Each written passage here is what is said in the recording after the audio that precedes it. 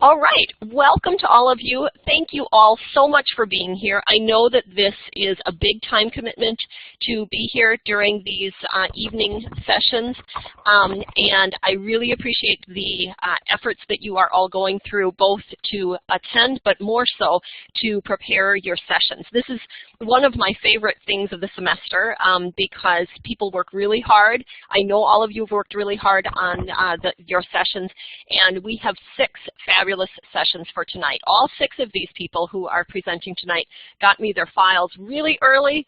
They all were here early to run through their slides, make sure everything was great, and I really appreciate it. So I know that things are going to go very well because I know that all 6 of these people are very well prepared. So what we have tonight is 6 people. We're going to have Jennifer H., then we're going to have Danielle, then we'll have Jennifer S., then we're going to take a quick break. My preference is to do a quick break as in like 5 minutes so people can jump up, run to the bathroom, and come back to their seat.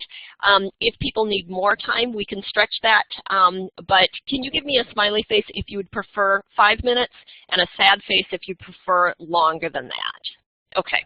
I see a bunch of happy faces, so I think let's just do 5 minutes. That's my preference. I'd rather just keep moving through. So after Jennifer S., we'll have a 5-minute break. Then we'll have Shannon, Linda, and then finally Trevor tonight.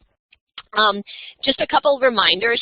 We are recording the session. As you know, I hit record just a minute ago, and your classmates will be using these sessions for their e-portfolio or perhaps for a job dossier or something like that. And so your name will be visible in that recording. So if you're uncomfortable with that for some reason, you can feel free to log out and log back in just with your initials or just with your first name or something like that. If you do not do so, then you are giving implicit permission for your classmates to use with your name in the recording, okay? So just a couple of ground rules and reminders that I'd like to give you. Remember that any of these whiteboard tools over here on the left side of your screen are visible to everybody. And you all have access to them even if you're not a moderator. So please refrain from writing on this whiteboard unless the presenter asks you to. I've had occasionally, not often, but someone not realize that everyone can see that and the person starts doodling on the screen and we can all see it. So please refrain from doing that unless the person has asked. Also, please refrain from engaging in conversations with each other in the chat window. Remember, the moderator can see that, and we want to do everything that we can to be a very cooperative and supportive audience for the presenter. So if the person asks you to write in the chat window, then by all means, write in the chat window. But if you're chatting with a friend, please refrain from doing so. And then also, if the person invites questions throughout the session, please feel free to raise your hand. But if the person does not, let's just wait and do questions at the end then, okay? On the other hand, I think that the emoticons tend to help the person who's presenting to realize that they're not just talking to their computer or their dog that's sitting at their feet or something like that. And so please use those emoticons freely and enthusiastically so that your presenter classmate knows that you are all listening and laughing at their jokes and so forth. Please be a supportive, active participant, and if he or she asks you to be 6th graders, we are very, very well-behaved 6th graders, or whatever the group is that they're asking us to be. So also I want to thank Jamie Davis, who is our intrepid Collaborate assistant. She has done a great job. I know lots of you have been meeting with her, and I really appreciate all of the work that she has done to help you all out with these sessions. So without further ado, I think that I would like to welcome Jennifer, and let's get Jennifer's slides up, thank you. And let's give Jennifer a round of applause because she is our very first presenter. So Jennifer, whenever you're ready, you can go ahead and take the mic. Hi everyone, I'm Jennifer. Thanks so much for being here for my session today. I'd like to just ask all of you if you could please imagine your freshman English class at a junior college, and this is a short course integrated information literacy session. All right, welcome everyone. I'm so glad to have you all here. Today we're going to talk a little bit about ways in which we can improve our ability to think critically about the information we find online. Before we get started, can everyone just give me a smiley face in the chat if you can hear me okay? Great, thank you so much. Okay, first of all, I just want to say that looking for information online is great. There is so much wonderful information out there, and it is literally at your fingertips. And anytime you go online to look up information about anything, you are doing research. Research is not limited to what we do for school. It is something we do all the time, and you're probably pretty good at it. What I'd like to do today is try to make you even better researchers. And I'd like to do that by helping you to think critically about the information you find online. Today we're going to talk about something called logical fallacies. First, we'll learn what logical fallacies are. Then we'll learn about 3 common fallacies. And finally, we'll do a little activity together where we'll try to spot what type of logical fallacy is present in quotes I'm taking off the internet.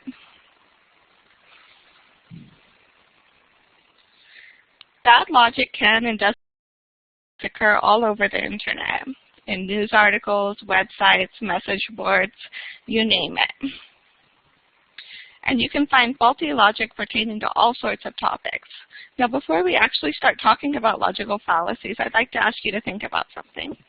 I'd like you to try and recall an instance when you were reading about something online and you found the logic to be kind of faulty, or you just encountered plain bad logic. Once you've thought of something, I wanted to ask you if you could grab a text box and write on the whiteboard in just 1 or 2 or 3 words what the topic was that you were reading about when you came upon this bad logic.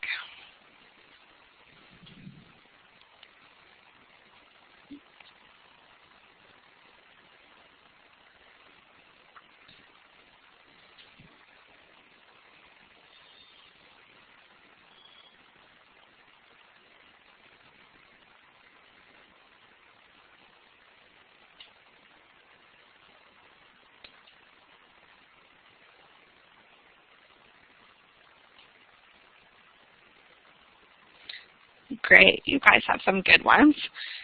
So things that have kind of like emotion involved, like gun control or political topics, global warming, that's a good one. Or yeah, like commercials, things like losing weight, right?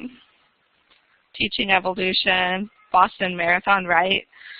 But journalism and also something that involves a lot of emotion.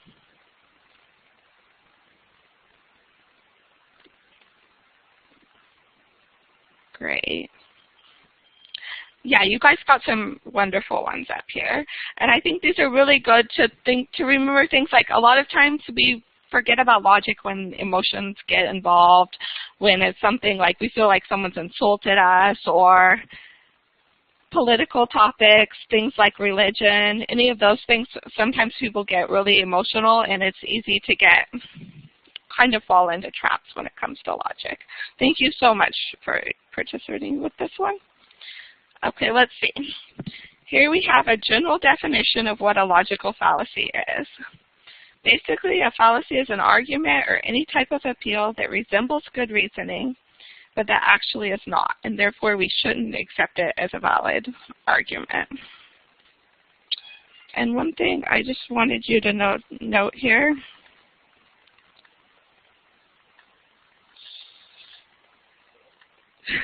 is to pay attention to the resembles good reasoning part here.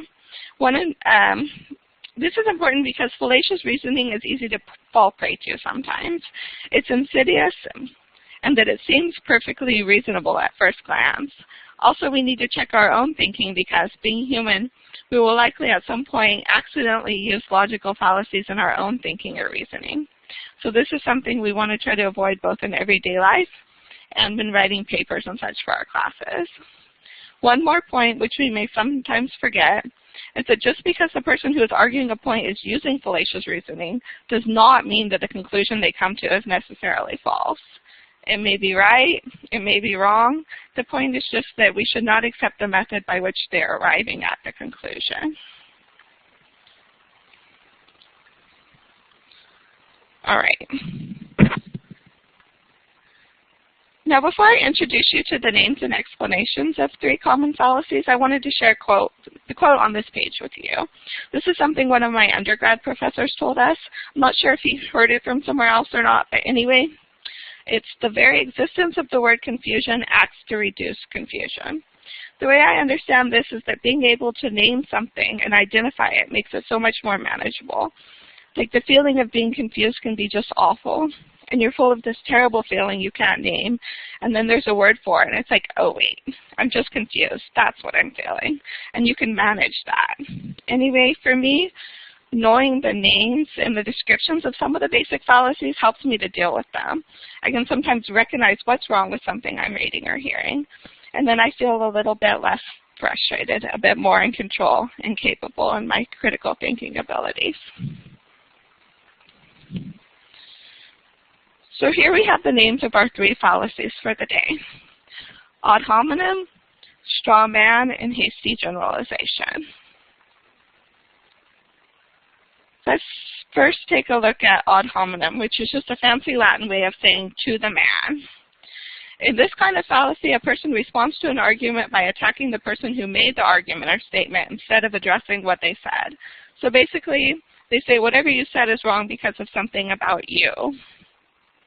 These things can vary. It could be that you say that the person who made the argument is stupid. It could be that you say they have some kind of vested interest in making that statement, some ulterior motive, or it could just be that you say that they don't practice what they preach. Whatever the case, you don't refute their real argument. The next fallacy is called either the straw man or straw person. Here you present a distorted version of the person's original statement or argument, and then you argue against that distorted version instead of against what they actually said. Oftentimes, a person using the straw man will exaggerate the original argument to make it totally insensible, and then argue against the exaggerated version of what the person said. Now, I'd like to ask you to think about why this fallacy might be called a straw man. And if you could please write in the chat box if you have any idea about why that may be called the straw man fallacy.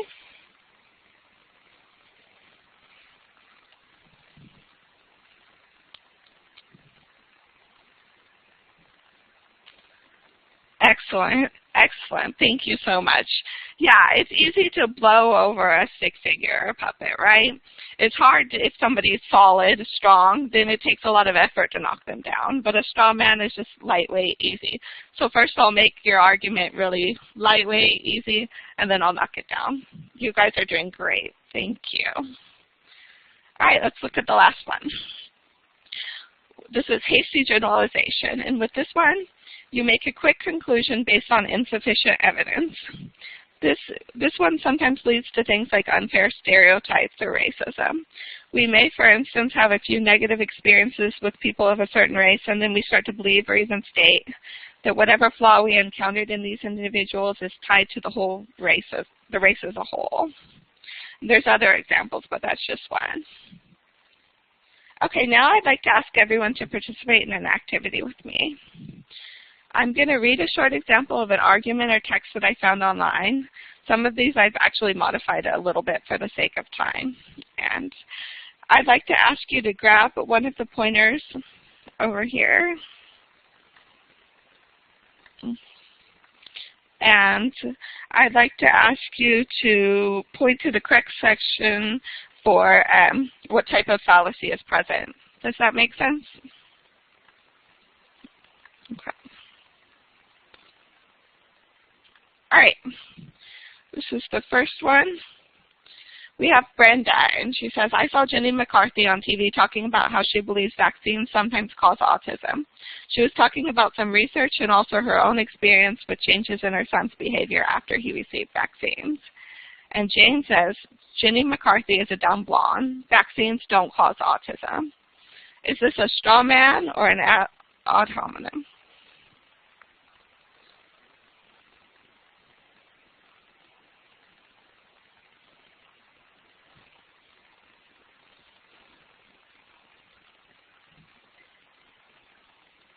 Great. Yes, definitely.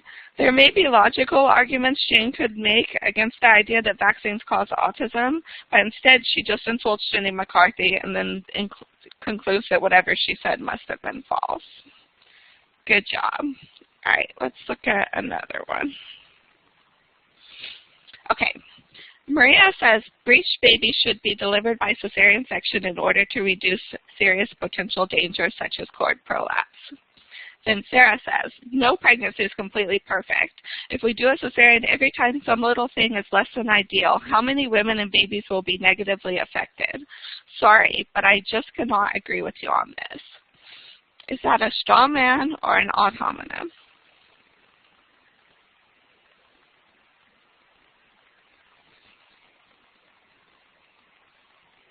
Great, yes. Notice that Sarah subtly exaggerates Maria's statement and then argues against this new version, which makes it so much easier than actually addressing the points that Maria made. You guys are doing great. Thank you. All right. Now we have Laura says, Dr. Sears recommends breastfeeding exclusively for at least the first 6 months of a baby's life. He says this helps promote attachment between mother and baby, amongst other things. Cindy responds with, Dr. Sears is a crazed patriarchal fundamentalist. He's just trying to keep women tied down. I don't believe anything he says. Is this a hasty generalization or an ad hominem?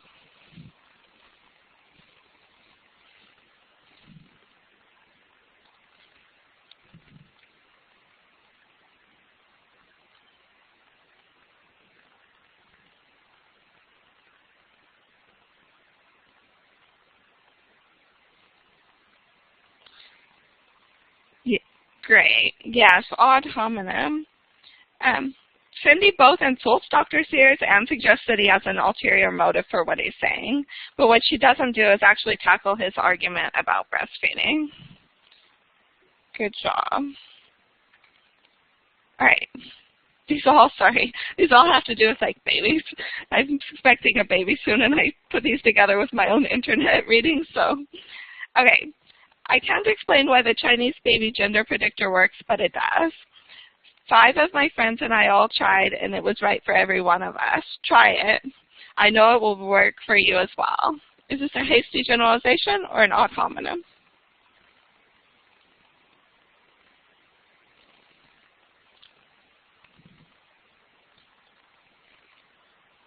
All right, excellent. Good, perfect. Yes, right. 5 out of 5 might be pretty good given the 50% chance of being right on either boy or girl, but this is still like an extremely small sample and certainly not enough evidence to logically argue in favor of the Chinese baby gender predictor. Good job.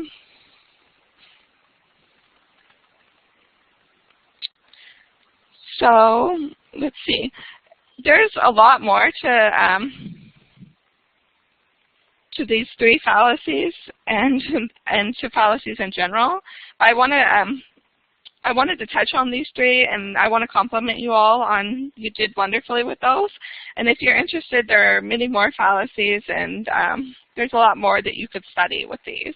So on the left, you see a photo of a book called Nonsense, Red Herrings, Straw Man, and Sacred Cows, How We Abuse Logic in Our Everyday Life. You can get this at our campus library or buy it through Amazon or many bookstores.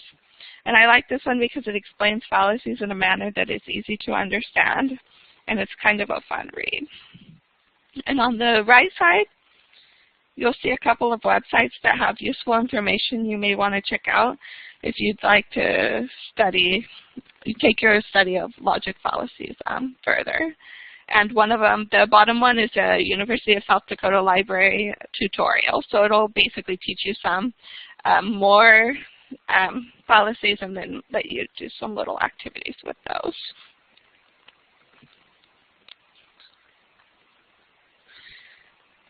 And finally, please feel free to contact me with any questions or comments you may have or for any help with any of your class assignments. Does anyone have any questions about what we've covered today?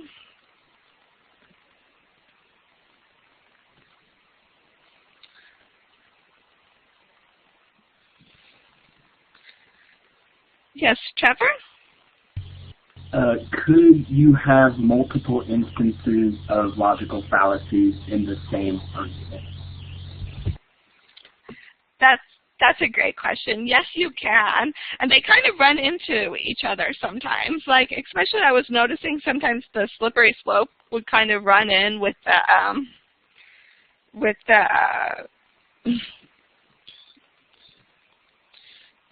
straw man.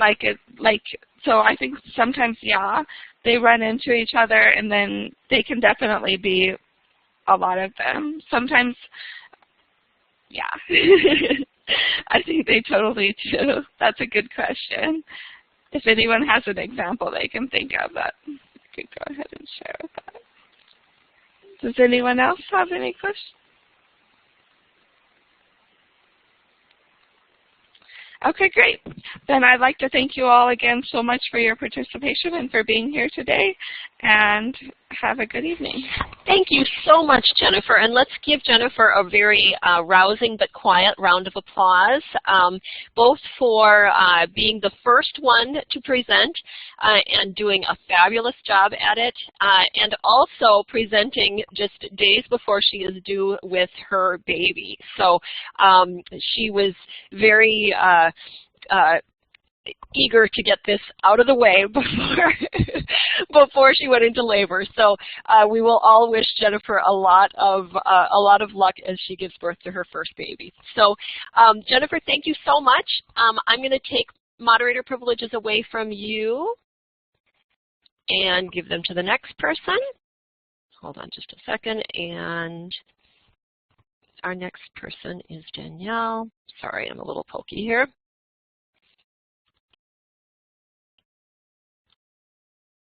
Okay. Danielle, whenever you're ready, you can go ahead and take the mic. And we will give everybody's email addresses at the end, so don't worry if you didn't get Jennifer's email address. We'll give it to you at the end so that you can send your feedback messages. So Danielle, go ahead and take the mic whenever you're ready. Okay, hi. I just want to let you guys know really quickly who you are as my intended audience.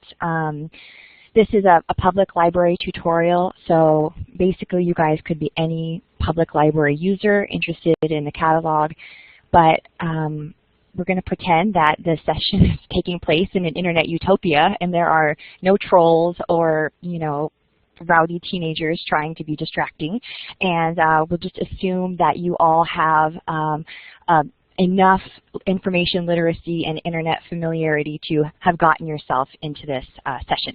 So, okay, thank you, Michelle. I'm going to go ahead and get started. Welcome to the San Diego Public Library's Online Information Forum. I'm so glad you're here. Today we're going to be talking about some of the new catalog features of the new rebranded library catalog. And I just wanted to share this funny little cartoon kind of comparing Netflix, which is used to find new movies to what the catalog is for books. And one of the newest features that I'll show you today is actually strikingly similar. So sometimes these online instruction sessions can be kind of sterile and impersonal, so I just wanted to put my picture here. If you were in the library today and we were face-to-face, you would know what I look like. So my name is Danielle. I'm going to say it again. I'm really glad that you're here. And I'm not sure, how many of you have come to one of these sessions before. So I just want you to know that this is a collaborative learning environment. We're all going to be practicing together. And if you at any time get lost or you need to ask a question, please raise your hand. So right under your name on the left side of your screen is a little hand icon. Can everybody just practice that really quickly? Just click that icon. Okay, awesome. Great job. Okay, so I'm going to clear those hands. So that's what you're going to do if you get lost at any moment, you need to ask a question. And then also the first icon is a little smiley face. I'm going to be using that repeatedly to make sure that we're all on the same page. Now, by the end of the session today, I'm sorry, let me just quickly mention that if you have gone to the library's catalog anytime recently, you will see that, did someone raise their hand? Oh, okay, I'm sorry. If you have gone to the library catalog at any time recently, you will have noticed that it has a completely new look. So I just want to assure you that the function of the catalog is the exact same. So this drop-down menu right here is going to allow you to limit your search by DVD, book, ebook, those sorts of things. This field here is all about author, title, subject, so that is the exact same. Input your information here, and then the advanced search option is still available. So even though the catalog has a facelift, it's the exact same.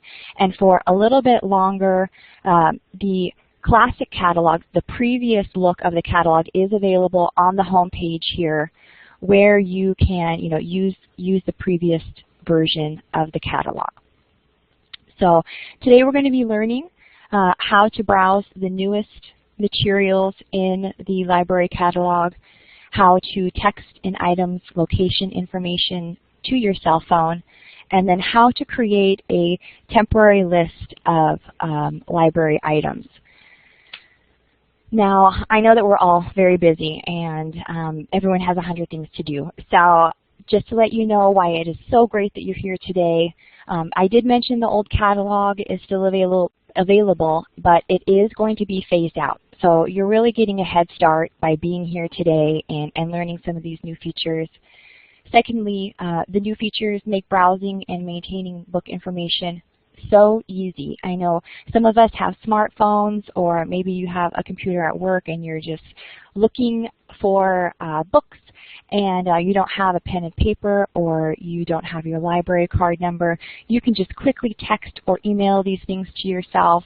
They're so easy and just so nice to kind of get that immediate response. And lastly, this session is comprised of hands-on practice in the catalog. So when we get started, I'm going to share the catalog web page with you, and we're going to be moving through it together. So you're going to be clicking on the catalog pages, and I'm going to be talking you through it.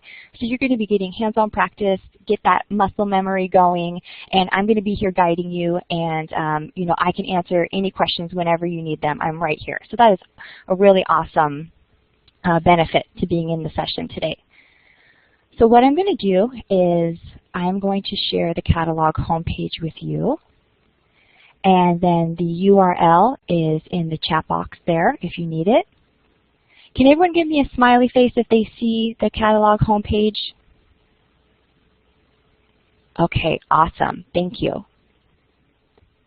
Okay, so you will notice, just to get everyone oriented, that this is an active web page. You can click and move around. No one can see what you're doing, so please, don't be afraid to experiment as we're going through the different features. If you have started clicking on things, please just make sure you move that scroll bar on the right to the very top. And the first thing I wanted to point out to you was, remember how I mentioned Netflix when we first started the session? Well, there you see all those brand new book titles beautifully scrolling across your screen. And right above that drop-down menu that says New York Times bestseller fiction, you can click that down arrow, and those are lists of all of the newest materials in the library catalog. So those first two New York Times items are the top 35 fiction and nonfiction books, and then the rest of those are just different categories of new materials in the library. And these are updated every single week.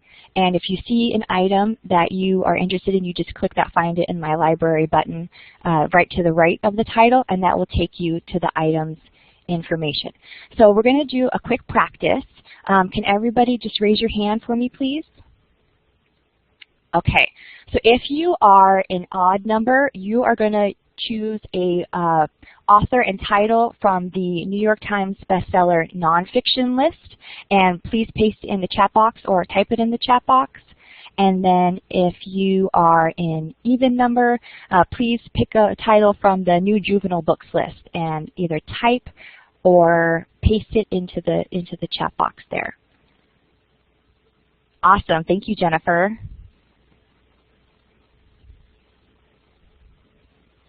So if you were an odd number, take a book. Oh, yes, Lori? You can grab the mic if you had a question. I'm sorry, I was trying to get my number back because it went off too fast. Oh, I'm sorry. Well, you can just pick whichever one you like then. Okay, awesome. Thank you, Mira.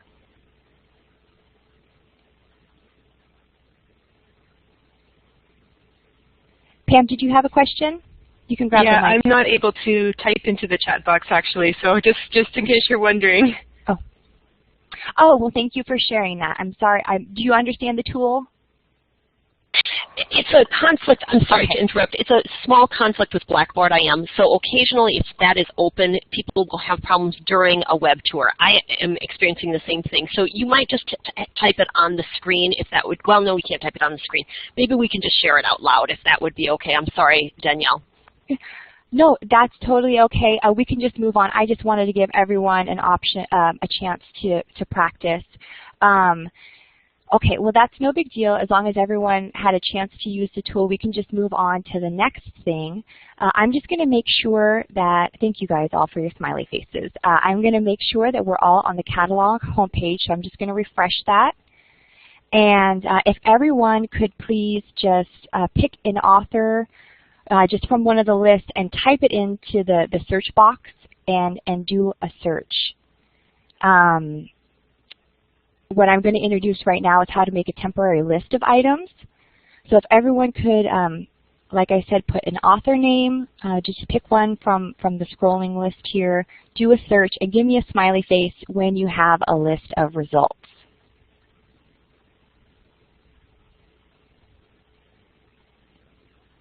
Great, thank you. Thank you, Trevor. Thank you, Marissa. Okay, so now that you have a list of results, you will see that they're all numbered, 1, 2, 3, 4, and so on. And beneath each number is a little checkbox. So if you wanted to just take a few seconds and pick a few items, select that checkbox. And then when you're done, make sure you scroll back to the top of your web page. So can everyone give me a smiley or a thumbs up when you have selected a few items? Okay, great. Okay, great. And so at the top of your results list is a drop-down menu that says Select an Action. If you click the downward arrow, you will see a tab, Add to My List. Everyone, please click that tab, Add to My List, and you'll get a little pop-up window saying that you added those items you selected to your list. Okay, thank you, Allison. Great. Okay, so now that we have added all of our materials to our list, make sure, just in case, that you are scrolled to the top of your page, and in the upper right-hand corner, select the My List button. That is going to bring you to the temporary list that you just created. And just the same as the results list that we just used, you can select items and use the drop-down menu, the Select an Action drop-down menu, to do something with this list. And if you select that drop-down menu, you see email, you can give that a try right now. You can put in your email address. No one can see it, so if you did want to practice that, you can print and you can text this list. So I just wanted to let you know if this list will send you the title and author of all of the items that you have. So it's just basic information. And I did mention, you don't have to have your library card, but if you did have your library card, from this screen you see that place holds from the drop-down menu, and then right to the left you can log in and you can manage your list. You can give them names, I don't know, whatever you want to do. You can plan a list of, fantasy reading during your next week-long vacation or whatever you want. So those are some things that you can do with the list. Now, for the last item I wanted to show you today, again, wherever you are, I'm going to bring you back to the home page of the San Diego Library. And if everyone can please just select a book, the Find in My Library tab next to a title in that main box there on the catalog homepage screen. And so once you click that Find in My Library button, can everyone just give me a smiley face that you're in the item record? Allison, I see you're laughing. I hope you're having fun. Okay, so everyone has their item open. And all you're going to do in order to text an item's information to your phone is that button just to the right of the title that says Text This to Me. Now you can't practice this in the web tour. So has everyone had a chance to see that button? Okay, I see some smileys. Okay, so I'm going to go ahead and bring us back to the PowerPoint, back to the main classroom. And I'm just going to show you what it looks like when you do click that Text It To Me button.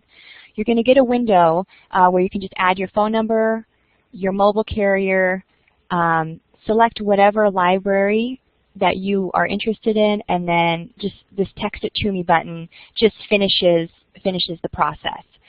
So why I point out the Text It To Me feature separately from the list, it's because this feature includes the call number of the book.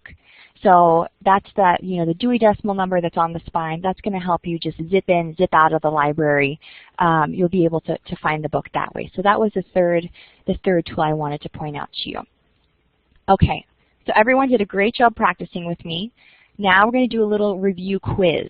So on the left side of your screen are your tools. If everyone can please just grab the second button down, grab a pointer, and just practice on the screen here with me moving your pointer around so I know that everyone can do it. Okay, awesome. Good job, guys.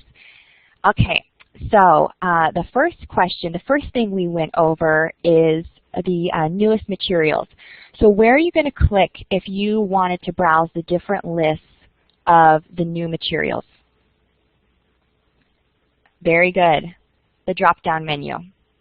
Okay, next. You have a temporary list. Where are you going to click if you wanted to print or text or email yourself the list? Awesome. Good job, guys. That drop-down menu again. And then the last thing we went over was texting an item's information to yourself. Where are you going to click if you wanted to use that feature?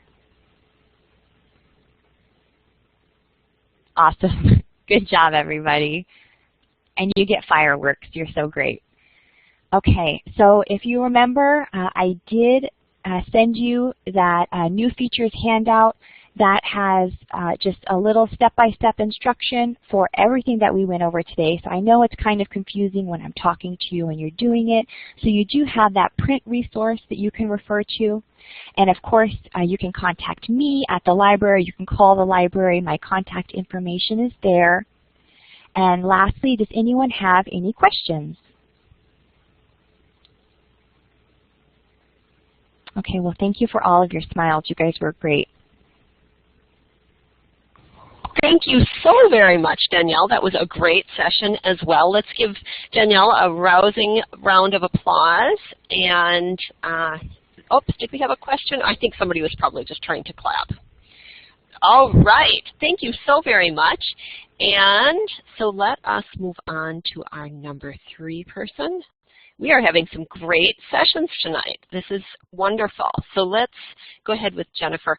While I'm getting Jennifer's, giving her permissions, the moderator permissions, just keep in mind if you do have Blackboard IM open and the person who is presenting has a web tour, those two programs, they're owned by the same company, Blackboard IM and Blackboard Collaborate, and so for some reason there's a conflict. And so you have to actually exit Blackboard IM in order for you to be able to use the chat. I'm not sure it happens for everybody. It does happen for me, so I just exited Blackboard IM just now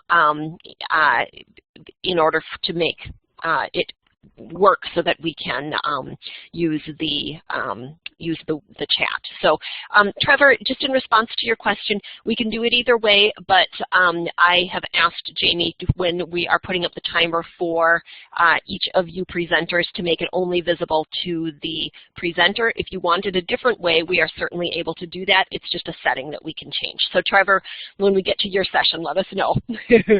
Okay. All right, I think that if I missed a question, I apologize, but I think that that is it. So I'm going to click off, and Jennifer, whenever you're ready, you can go ahead and take the mic. Thank you, Michelle, and thank you everyone for joining us this evening. I'm presenting a topic ideally to a group of teachers. They could be high school or collegiate, on how we can use Wikipedia to teach students about critical thinking. When did you first question authority? Have you recently questioned mass media's messages?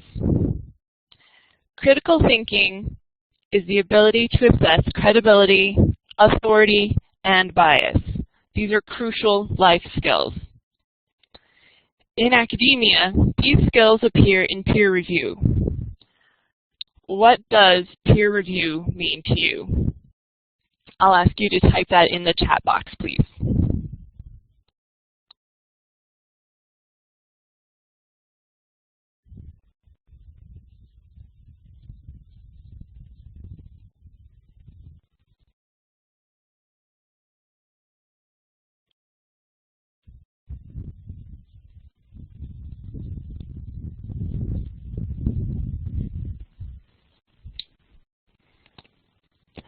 Thank you for posting all of those points in the chat box. You've hit on several of the topics highlighted in the online Dictionary of Library and Information Science, where peer review is publishing's process for field experts to critically evaluate prospective articles before publication.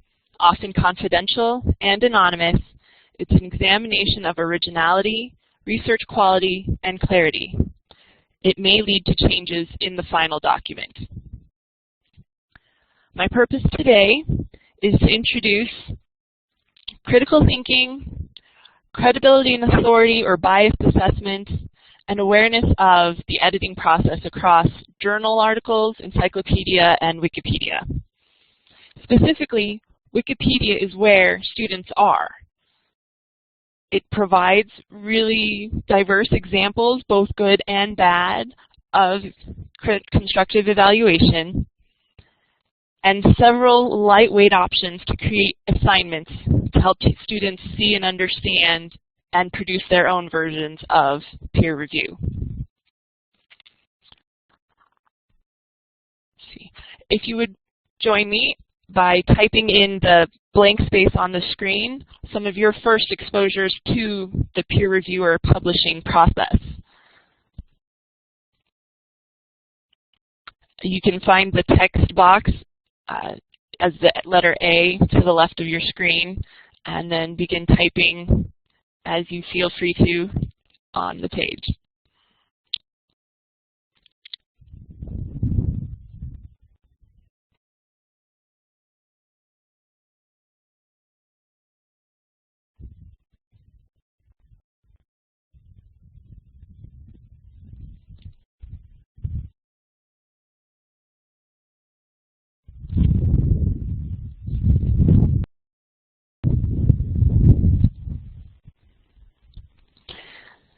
Thank you for sharing some of these.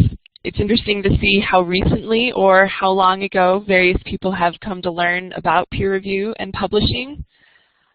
Perhaps as you'll see other people's perspectives, you'll understand why this is such a tricky topic for high schoolers and the first year or two of college, because it is so novel and so new.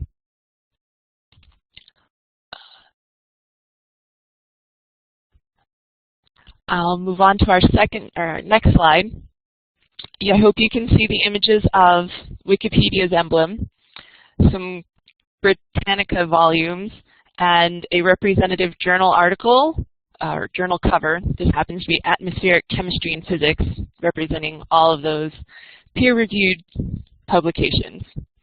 I hope you'll use your highlighter, located as the second item in the toolbox on the left side of your screen, to answer the following questions. So remember to hold down your mouse button as you're activating your highlighter over the image.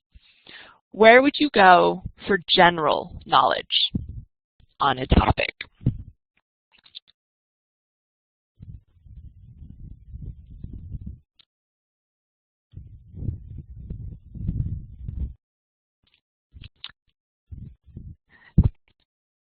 Thank you. Where do you really look when you're looking for yourself? Some of you may have already answered this one. Where do you look for original research?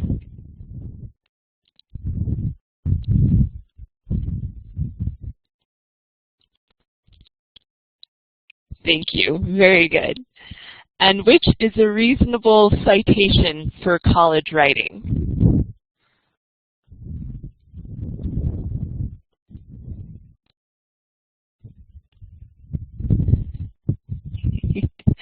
I'm intrigued by the option describing all. That's kind of interesting. We'll see how far along we get with that one. And I'm very glad to note that several people indicated encyclopedias are not options for original research, and that sometimes you'll want to focus on a scholarly journal for your collegiate citation.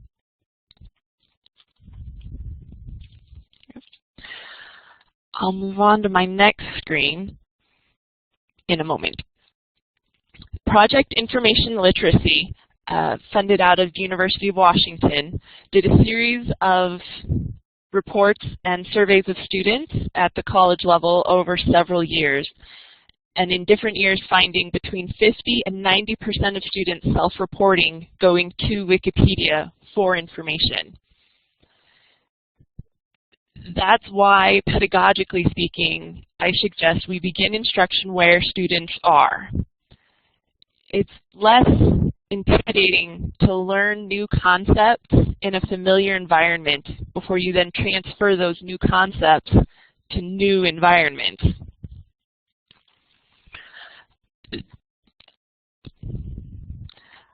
On the next screen, I'm going to introduce a web tour, and when I launch the web tour, it will be of Wikipedia's talk pages. The talk pages are the data behind the articles we see when we first go into Wikipedia. It's where editors can collaborate with each other on information they've found or are hoping to present or looking for, where you can question a resource or a choice of style in your writing and presentation, and where editors may request peer review. Wikipedia has a template set up that notifies other editors ready to volunteer on an article they have not yet participated in, so that it's an independent evaluation of the article as it stands. And let me bring up that page so you can see what I'm talking about.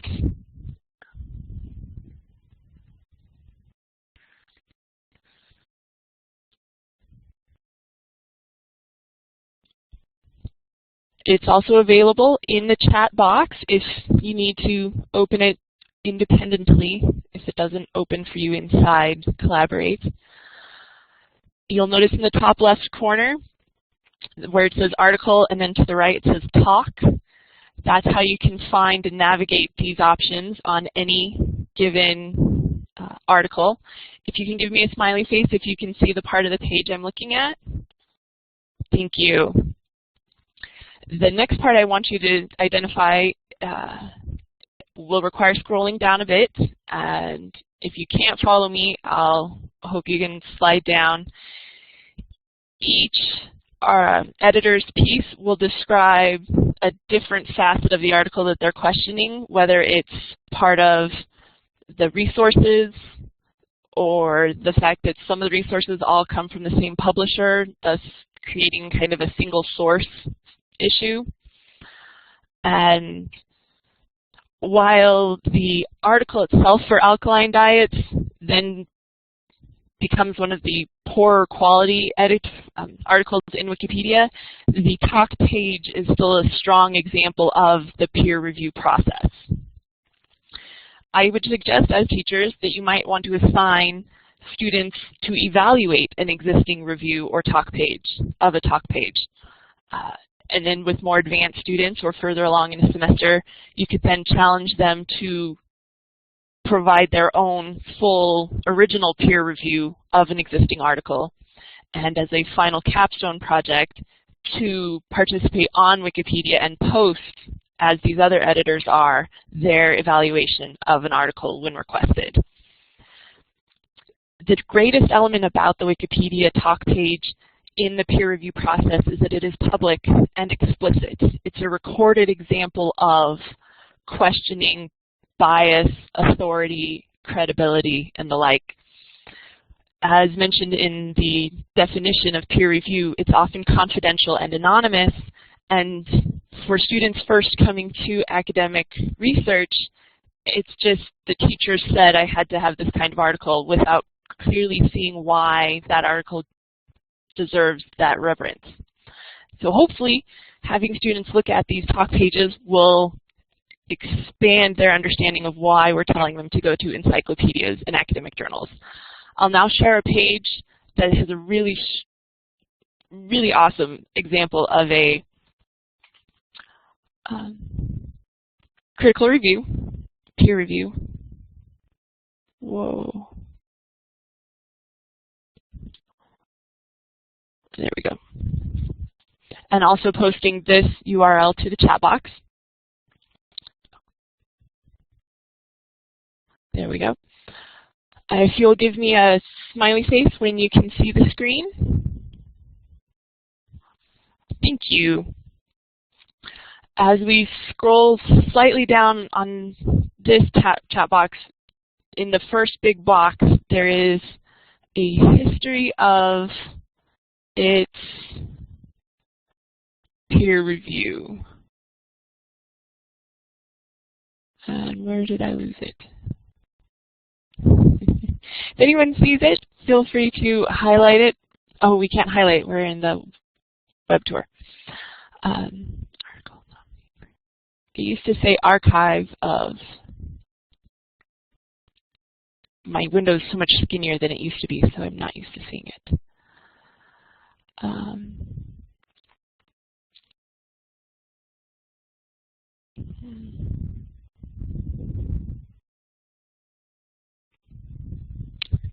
Nope. Sorry, let me take you back.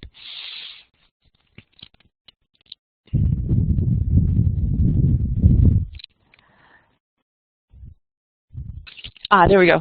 The GA review. If you slide down about an inch worth of the sidebar, you come to the good article review, which also has a hyperlink out to the good article criteria in case you're interested in examining the difference between a stub, an article, a peer-reviewed article, a good article, and a featured article, which are different levels of articles in Wikipedia depending on how much work has been put into them. This shows you a nice clear list of actionable items for the editor to take. If there are suggestions, when there's a negative sign in a red circle indicating that they can improve on that point if they choose to.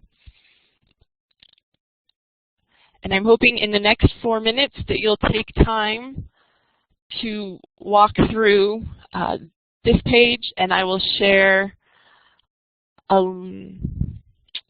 I guess we had that alkaline link in the chat box if you want to jump back to that page to look for one good and one bad example, because I'm going to reopen the whiteboard where you'll share the examples you find after your 4 minutes of good critical evaluation, collaborative support of a team member, or bad examples where, as presented earlier this evening, we had ad hominem fallacious arguments or strawman arguments that don't really help the article as a whole. And your time begins now. I'll hope to see you back in 4 minutes, and please raise your hand when you get back.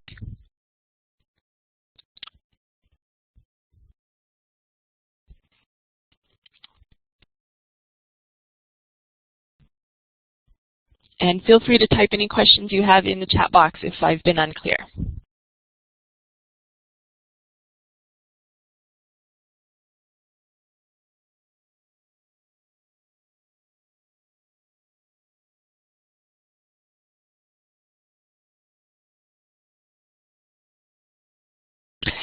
Yes, Myra, please take the mic. Hi, I just raised my hand to let you know that I was back. I can put it down. Thank you. I forgot.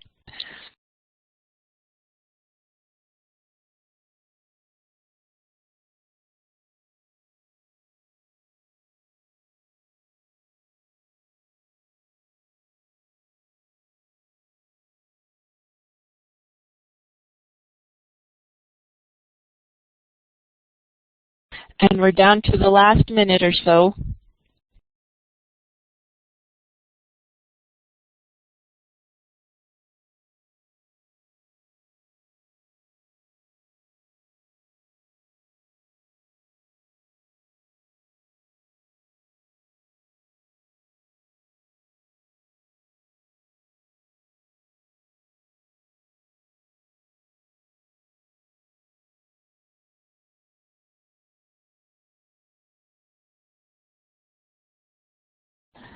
Thank you. That makes 4 minutes, and I'm starting to see the screen fill up with examples. I'm so glad you were able to explore a bit in the talk pages.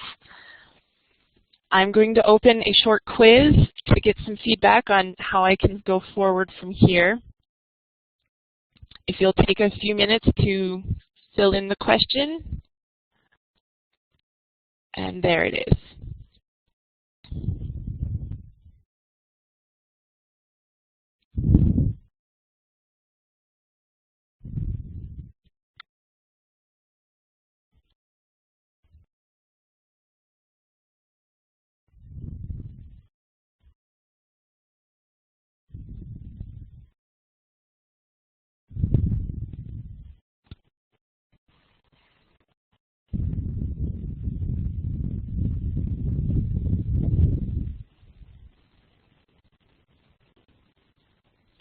While you're finishing filling in those questions, I'm going to wrap up my presentation. Going forward, I hope you'll recall this session. Maybe it'll help you with your family members to learn how to assess the questions that they're looking for themselves online. It may become especially useful in the next few years as the students who have been through the No Child Left Behind system for so long start to hit college. And if you are on a current tenure track, as yet untenured, perhaps it'll open your eyes to choosing where and how you'd like to publish your peer-reviewed articles. I'll bring up my final slide, which has my contact information. I look forward to working with you in the future in incorporating a Wikipedia assignment in your class. And I'll take any questions you have.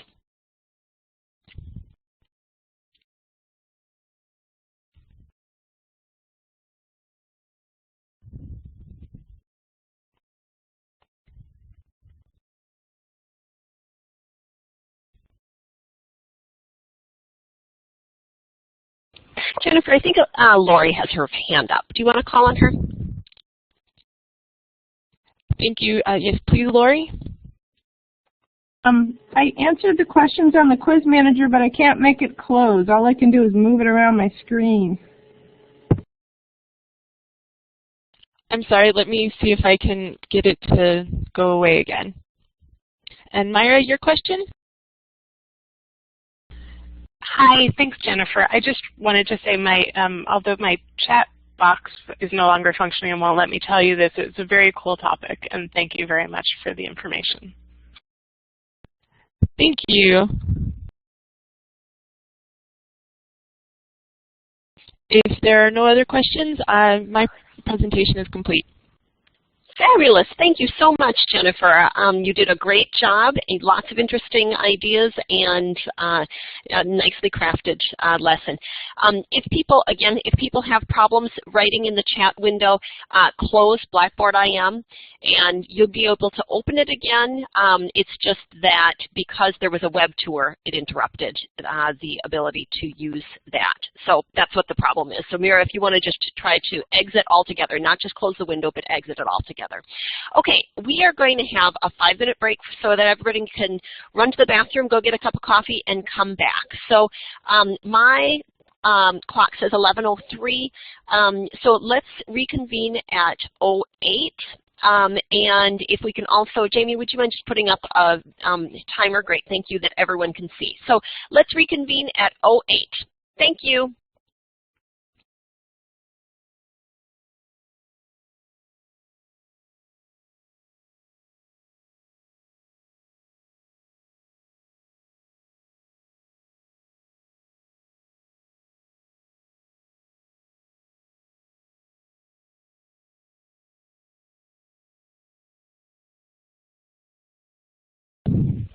Hi, it looks like everyone is back now.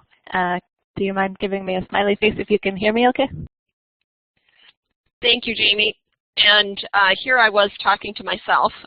I forgot to click the talk button. So thank you for all coming back. And we are next going to have Shannon.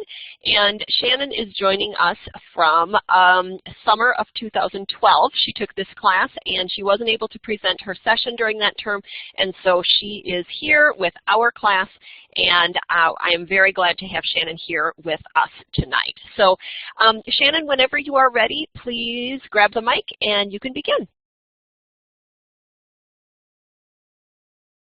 Thanks, Michelle. I wasn't sure if I should jump in. Now, does everyone, could you please give me a smiley face if you could hear me okay? Thank you. Exciting. Hello, and thanks for attending this session on researching California law at the UC Hastings Law Library. And welcome to UC Hastings. I know you're all new students, and we're very glad that you're here. My name is Shannon Lynch, and please feel free to ask me a question at any time. I would love it if you would raise your hand or type in chat and not just grab the mic. Thank you. I will post the PowerPoint slides from this presentation later in D2L, so there's no need for you to take any notes. Just focus on what I'm saying, and please let me know if there's something you don't understand or would like me to clarify. So welcome to the UC Hastings College of the Law Library. The library is fairly easy to find since Hastings is located within just 2 buildings, and you may recognize one of them on this slide. The library is on the top 4 floors of this building. And if you found the cafe, you're very close. The library is up just 2 more floors in the elevator. How many of you have been to the library already? Please raise your hands if you've been there at least once, maybe during orientation or a tour. Great, thank you. I'm glad some of you have made it to the library. For those of you who have not yet been, when you enter the building at 200 McAllister Street, you just take the elevator to the 4th floor. The elevator opens directly into the library, and it was completely renovated just a few years ago, so it is a nice place to spend time these days. Today we will learn how to find some useful resources to research California law using the library, and specifically the library's website. It's full of useful print and electronic sources, and librarians who are more than happy to help you use them. Researching California law is an important skill to have, and you're in the right spot to do it. Hastings has an extensive collection in this area, and because it's a state school, many state agencies and courts rely on these resources. So they're always up to date and reliable and in use by current practitioners, so you know you're getting the right stuff. How many of you are from California? Please raise your hands if you consider this your home state.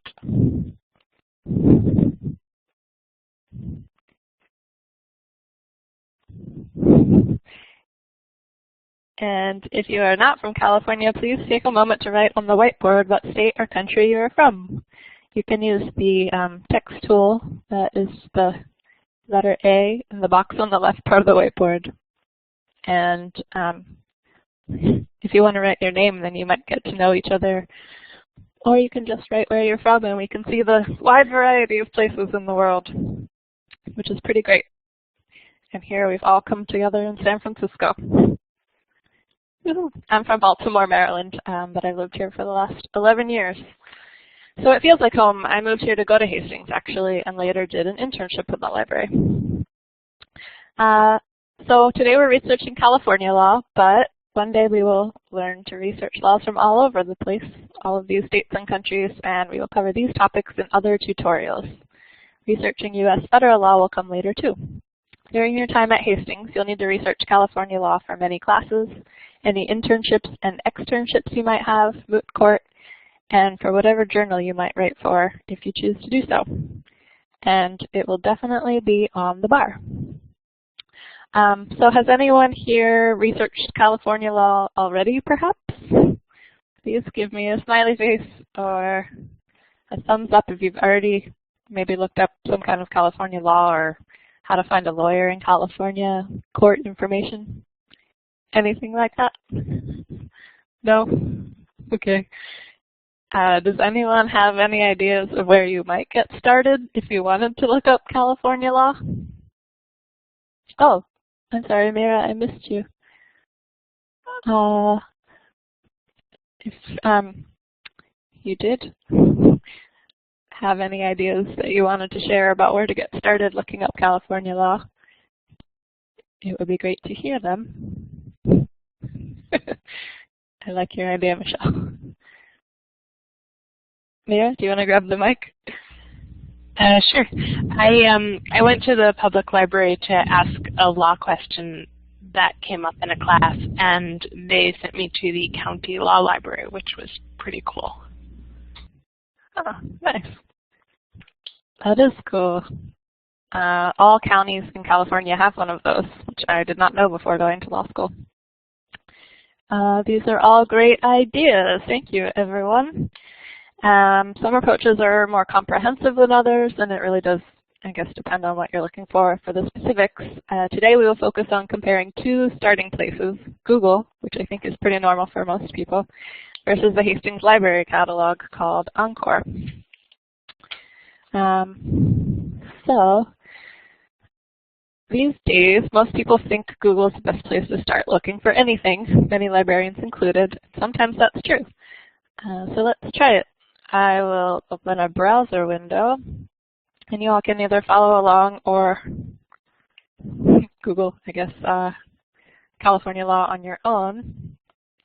If we type it in, we'll see I got 1.2 billion results, and that's a lot of results. California law is a broad search. So if you take a minute to look through these, you'll see a lot of them end in .gov, and those are usually pretty reliable sites. There's Wikipedia, which I have clicked on to see how good that entry is.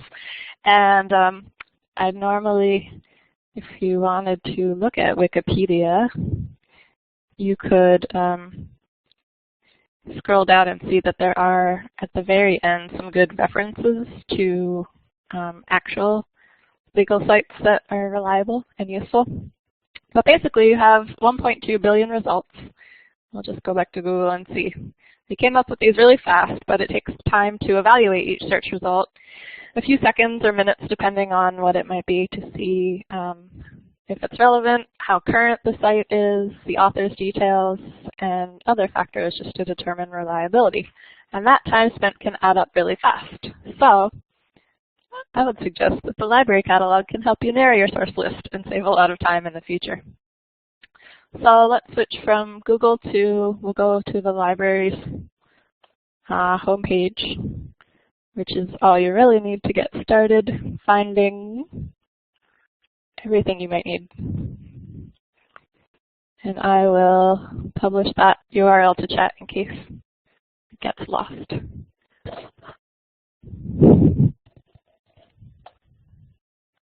Here we are. Does everybody find themselves also looking at the UC Hastings Law Library homepage? Smiley face or something positive? Great, thank you. As you can see, you don't need to be at the library to access the catalog, which is great because it will also take you to a lot of electronic resources that you can access from the comfort of home. So in that sense, it's definitely just as convenient as Google. But we've already vetted these resources for you, so you don't have to evaluate each search result that you get. And it's very easy to access the information. So the library catalog is the top option. There's a quick search box. And we can just type in California law in that box and see what we get. You can just hit enter.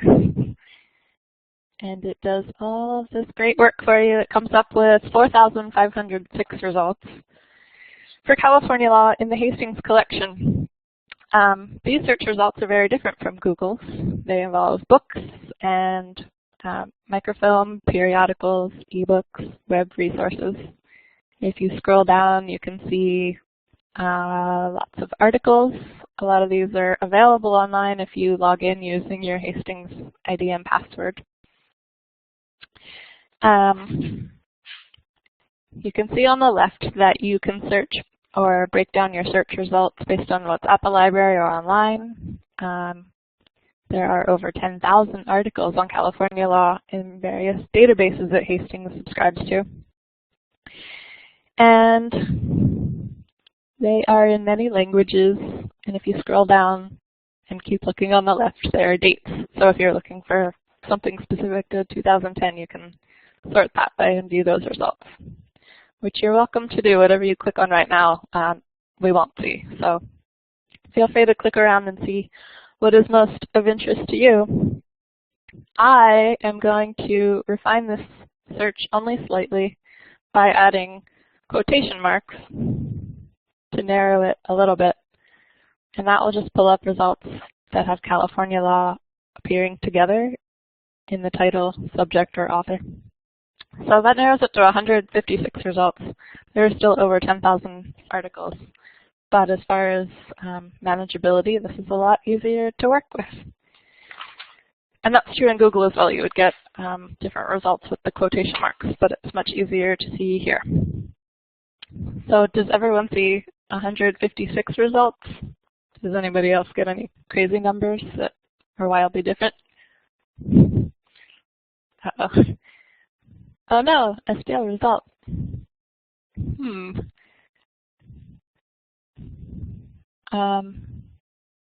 That's maybe if I refresh. Yeah, I think, could you just do, put your URL back in the web tour thing and then hit, follow again. Okay, and then just do the search again. I think that it just maybe timed out or something like that. I think it might have been just a browser inconsistency or something. Like Mira just said, it was with when we hit the back button in the web tour. I think that might have been it. Oh, okay. Thank you. Because we are getting an error message at this point.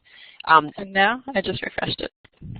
I still have the same thing. What you might want to do, people who are getting an error message, if you can just click on the link that Shannon just put into the chat window, and that will open a link. Oh, that's still a stale. Shoot. What about right now? That looks different. Try it. For back to home. That brings us just to the main page. So that is a fine thing to do. Yes. So if we're in the, thank you very much. If we're back on the main page and we'll use the library catalog quick search again and just type California law there in quotes. And we get those 156 results. Does everybody see those now? Now we see it. Okay. Exciting. It's just good to have the results. So they range from periodicals to books to ebooks to DVD to microform. And let's check a few of them to see if they might be useful. First, I was just wondering, has anybody ever actually used information on microfiche or microfilm? Please raise your hand or smiley face if you have. Oh, good, a few of you. I didn't know if I was just, well, I used some recently, actually, so it's not just because I'm old. But when I was at the Hastings Law Library, a lot of people, a surprising number of people actually used microform. So don't ignore those format results, especially some of the older California legislation is all on microform. I've gone to this page, but now, if I go backwards, well, I'm just going to start with California law again, because there were really an ebook result that if you expand the formats and choose ebook on the left-hand side of the California law results, that first result could be extremely helpful. It's Locating the Law, a handbook for non-law librarians. And if you clicked on the top link, it gives you the library record. But this bottom, there's a purple arrow to the right, and it says Locating the Law, the title of it. It will take you to a separate window that has a great title about locating the law, which is exactly what we're learning to do. And it doesn't require a login or password. Chapter 5 is an overview of California law, and Chapter 6 is a bibliography of California resources. And if we were to open that, there are many hyperlinked references within that chapter. So, once again, California law is obviously a very broad topic. But if you're starting broad, these are some great resources to do that. I'm going to close that window. And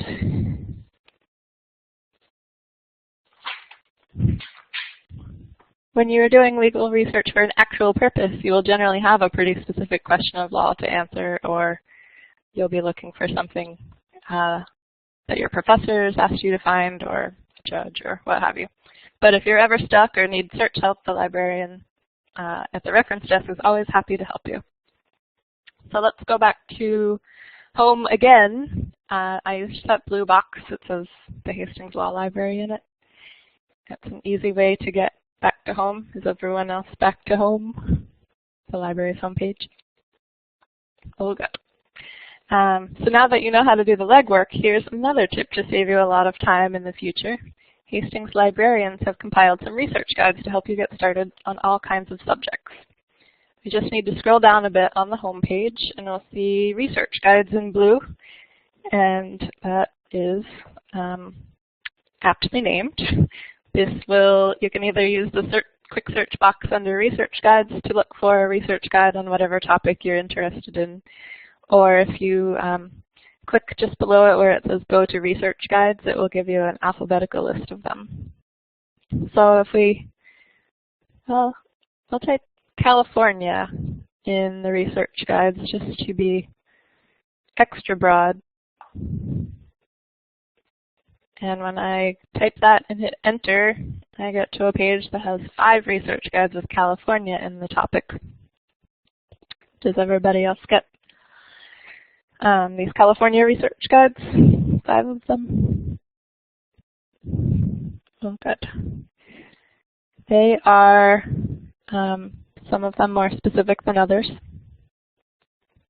But opening them, if you open just the California Law Research Guide, you can see that it'll take you to all kinds of judicial, legislative, executive information decisions, all kinds of websites that will help you find any kind of information about California law that you might be looking for, or how to find a lawyer.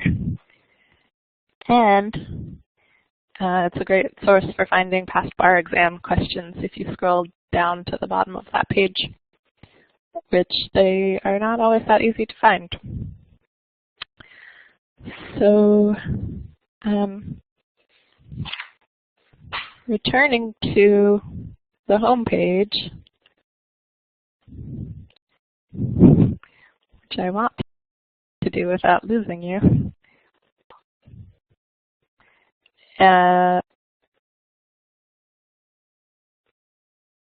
And you click the Go to Research Guides, you can see the full alphabetical list of all of the research guides. Does everyone see that list? Smiley face if you see the list of many, many, many research guides that have been compiled by librarians who are experts in these subjects. Feel free to click around and open any of them that you might be interested in. And if you forget completely what you're doing, there is a research guide on research strategies for writing seminars, as well as a really helpful guide called Study Aids available at the library that many first-year students could find quite useful. They also tell you about hornbooks and how to avoid doing all of your reading since there is so much. So we've researched California law today, but you can apply these principles to research any topic now using the library catalog, and always remembering to ask a librarian if you get stuck or just want a fresh idea about where to look or how to make a topic more narrow or broad or whatever you need to do. And these research guides are updated regularly, so you can trust that the information in them is current and reliable. Does anyone have any questions about the research guides?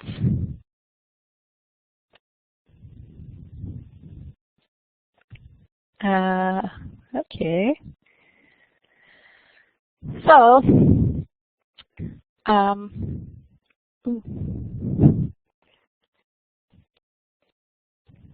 so we've looked at the differences between using the catalog and Google and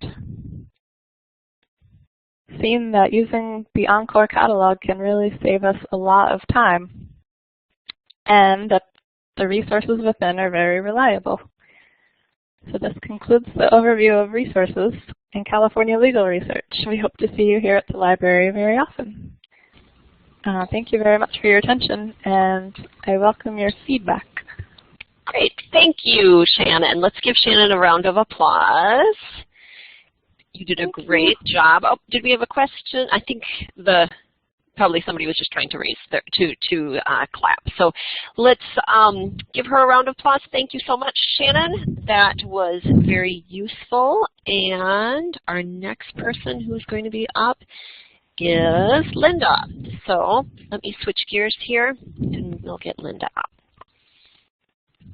Oops, there she goes. Thank you, Jamie. Okay, Linda, whenever you're ready to take the mic, please go ahead. All right. Thank you guys so much for hanging in there with me. Now I'm going to have you switch gears from law back to your freshman and sophomore year in college. So we're going to kind of shake all this knowledge that we just learned. So here we go. Hello, everyone. My name is Linda Kennedy, and this lesson is titled, How Do You Know? Fact versus Opinion, Science versus Pseudoscience. Can everyone hear me okay? Just give me a thumbs up or a happy face if the volume's okay. Excellent. Great. Hi, Donna. All right. So has anyone here been told about a miracle cure or a guaranteed new diet that really works, or perhaps someone you know goes to a tarot card reader? Oh, yes, go ahead.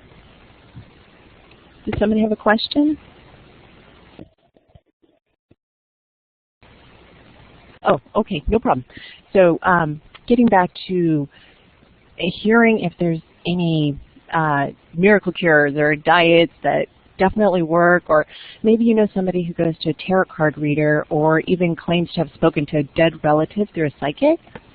Can I get a thumbs up or a smiley face if you encountered those kind of claims? All right, some of you have. Well, my example would be my daughter's art teacher. She's a really sweet lady and a good artist, but sometimes she comes up with the most interesting claims. Her latest one was that her holistic doctor wants her to stop taking her thyroid medication and switch it to homeopathic treatment that she is absolutely certain is working. So the question is, how do we know if these claims are true? Well, this lesson is going to help you to start thinking a little more critically about information that you may come across on a daily basis. When you start thinking more analytically in your everyday interactions, you'll find that you can use the same type of judgment in your research assignments as well. So this session is about identifying what a fact is, what an opinion is, and how to recognize the difference between science and pseudoscience and how it applies to research. We're going to begin with what is a fact and what is an opinion. All right, so if I could get a volunteer who could give me their definition for a fact. Anybody? Are we going to be shy today? Jennifer, yay! Okay, go ahead and just grab the pencil icon and you can just write your answer under the fact thing category right here.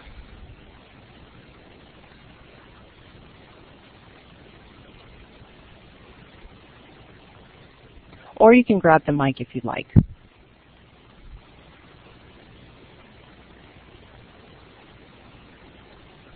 Or no? Okay. Okay. Excellent. That's perfect. So now how about another volunteer who could maybe give me their definition of an opinion? Lori? Who did it? Danielle. I'm just going to grab the mic if that's okay. Sure. I would say something based on a feeling or your own personal thought without evidence? Exactly. So we're already showing that we have a pretty good understanding of this. These are some formal definitions taken from dictionary.com. And like was stated in the previous slide, fact is something that's real, it's true, and it can be verified. An opinion, on the other hand, well, it's a belief or a judgment. It isn't based on definitive evidence. So does this make sense? Go ahead and click the happy face icon to let me know if it's making sense to you. Awesome. I don't know if Donna's here. Okay, looks good. So is anybody willing to give me an example of a fact?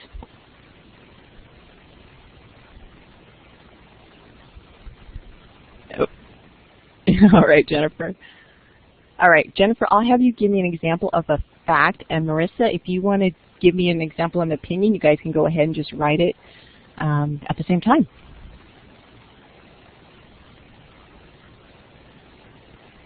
Great. And Marissa, did you want to do an opinion or?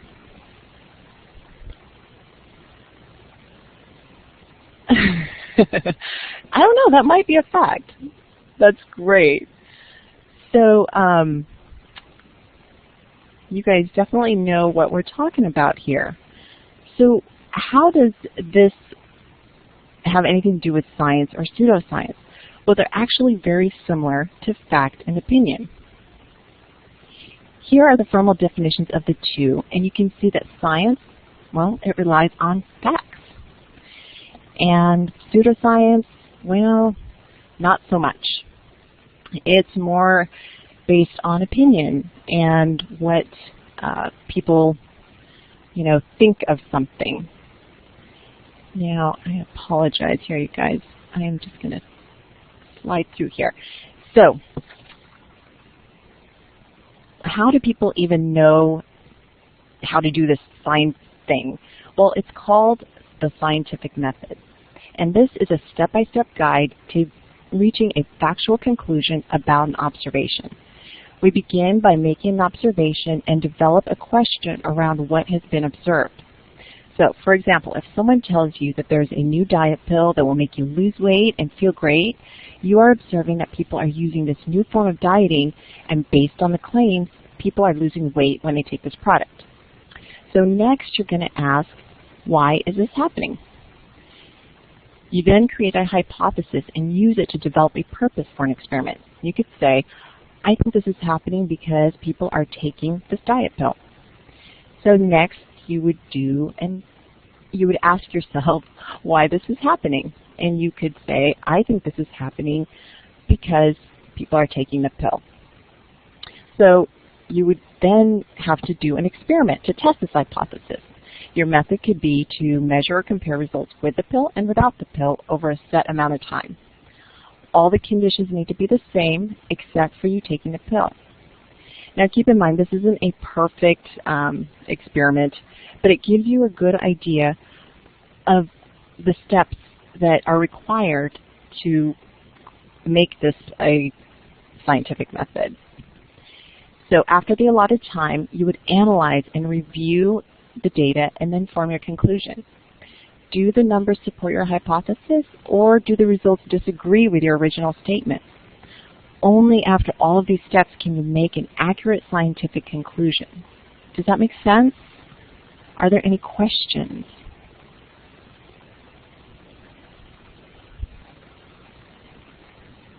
All right, awesome, guys.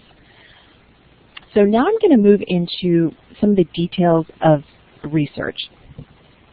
And we're going to talk about some of the details, such as the placebo effect and what reliable scientific research should consist of. The mind is a very powerful organ, and the placebo effect, it's a real thing. Have you guys heard of this? Give me a thumbs up or a smiley face if you've heard of the placebo effect. All right. If you aren't familiar with this, it's when subjects have a response to something that really has no therapeutic effect. It's like a sugar pill. So what in some cases, if a research is weak, they won't take the placebo effect into consideration. And in many cases, positive results are merely the mind temporarily convincing the subjects that the product is actually working. We'll use the diet pill as an example. Sometimes it's not the ingredients that is making you lose weight. It may really be that you're becoming more conscious of what you're eating, and you're becoming more motivated to exercise, which are the real reasons for the weight loss. Beliefs and expectations can also be manipulated to influence subject response.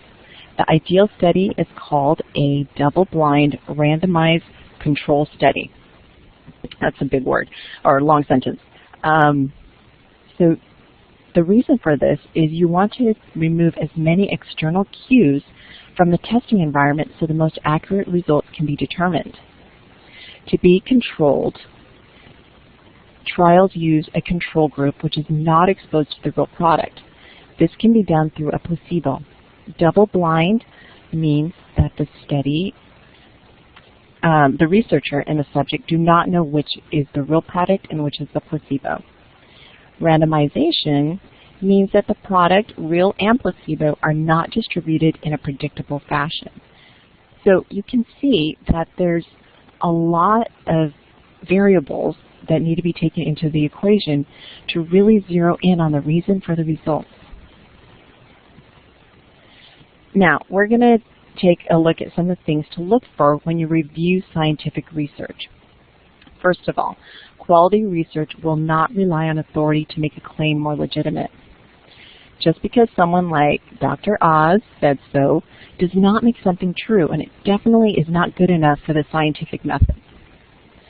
On that note, it's also important to know what the credentials actually are that someone has.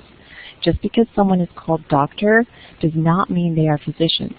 They could have a PhD in English or a mail-order doctoral degree in mysticism, which does not make them qualified in any way to make statements on your physical or mental health. So just for fun, we're going to do a quick poll, and I want you to go ahead and vote on who you think is the real MD of these four celebrities. There is a, if you go up to the A symbol and hover over it, you'll see in the drop-down menu you can make your choices there, A, B, C, or D. And if you're not familiar with who these people are, don't worry about it. This is just for fun. So, and I'll run through them as soon as we get our votes tabulated.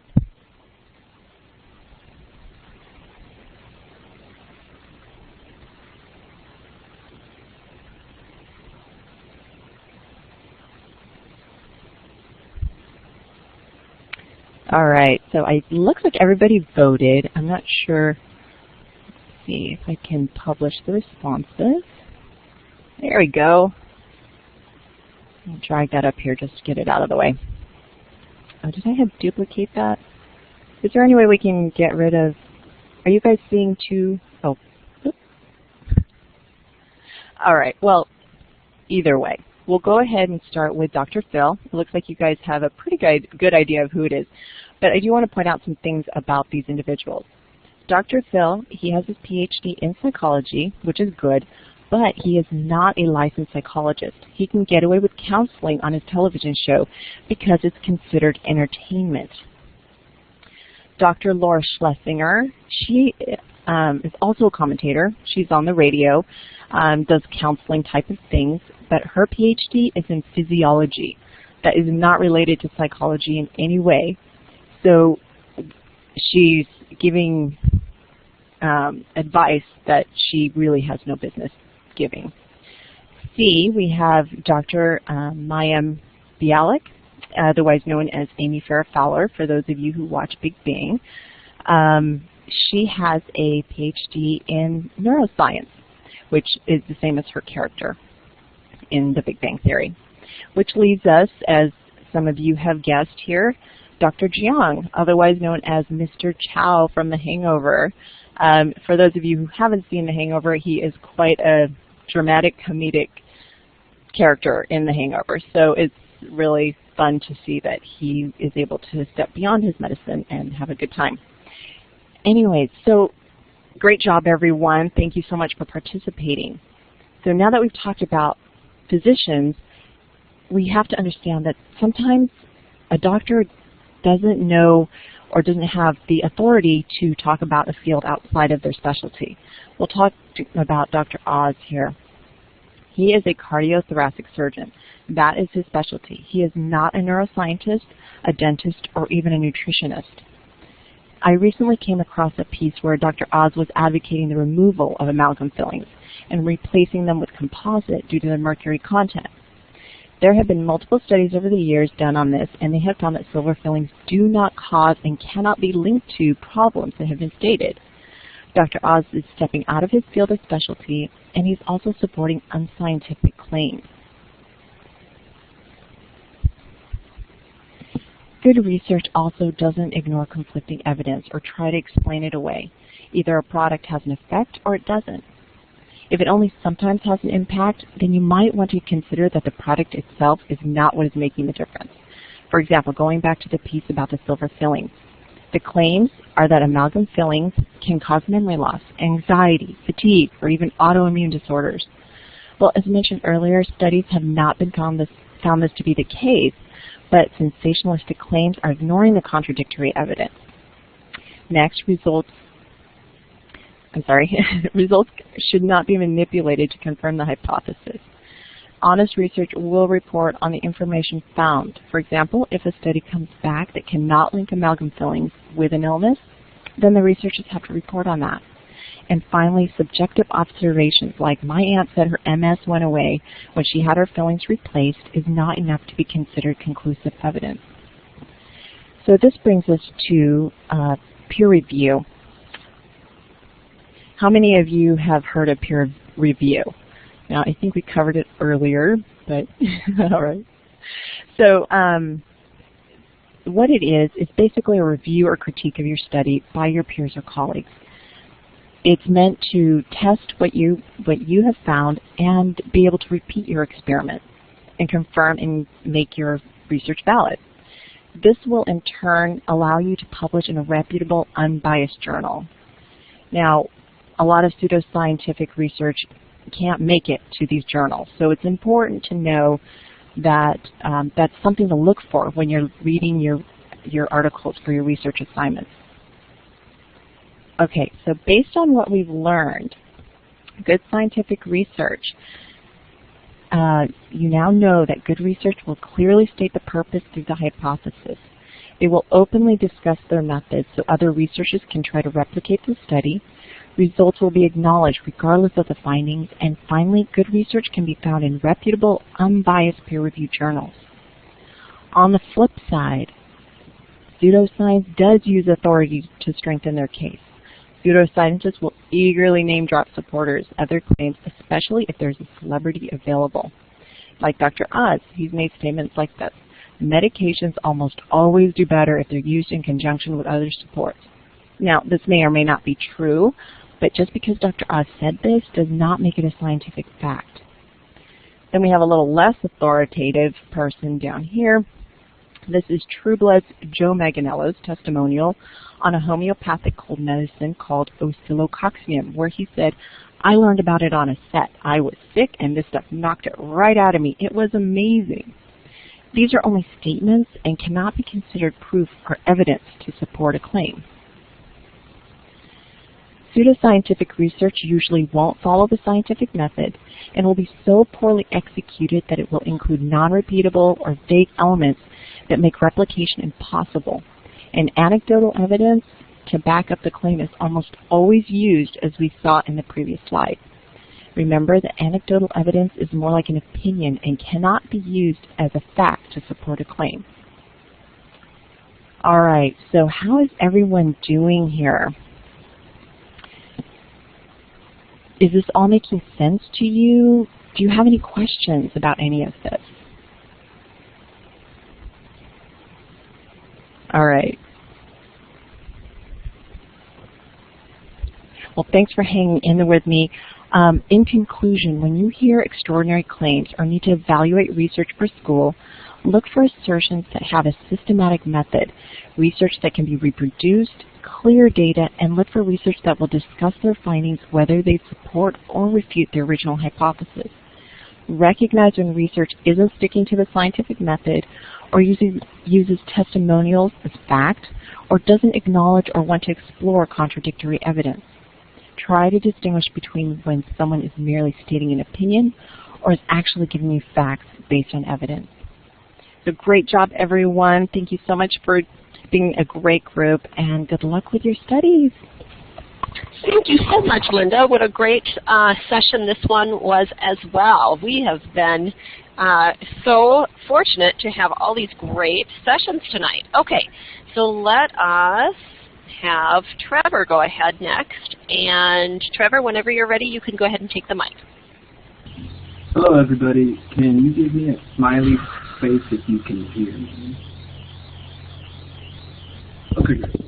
I just wanted to cover a couple things real quick before I start. I realize it's 8:50. If you had someplace to be right at 9, I don't mind if you have to hop out of the call. It won't hurt my feelings. I'll know that, you know, there's extenuating circumstances for everything. And also to give you the background that you are going to be college freshmen, and this is a short presentation I'm giving to the class to prep you for a research paper that you're going to have to write eventually. So, all right, I'm going to go ahead and get started. Hello, everyone. Welcome to my short presentation on website reliability. My primary purpose in creating this session is to help you discern reliable information from the internet for use with your research paper. Can you remember a time when you found something that was unbelievable on the internet, that someone said, or cited? Okay, I'm seeing some smiling faces here. My personal experience was when I was little. I remember reading that there were gigantic guinea pigs, like hamster things, and I completely did not believe that by any stretch of the imagination. But it's true. They're called capybaras, and they're the largest member of the rodent family. So what you're going to find is that oftentimes the unbelievable can be true, and the most believable seeming information can also be false.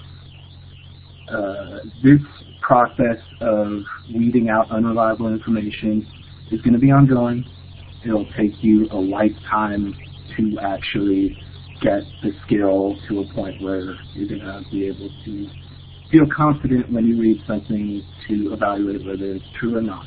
Because we don't have a lifetime, we've got 20 minutes, I've set up some